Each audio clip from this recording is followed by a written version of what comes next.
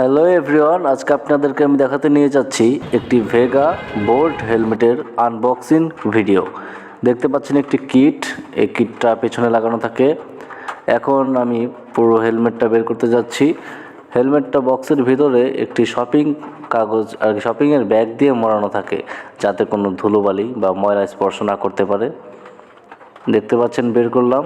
বাহ, দেখতে খুব সুন্দর, একদম গ্লোসি ব্ল্যাক, একদম চকচকে যাকে বলে।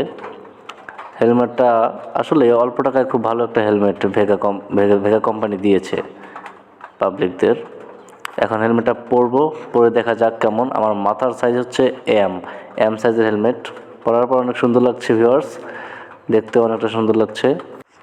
এই হেলমেটটার দাম নিয়েছে আমার কাছে 2200 টাকা।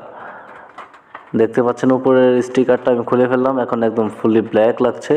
এখন দেখতে আরও গর্জিয়াস এবং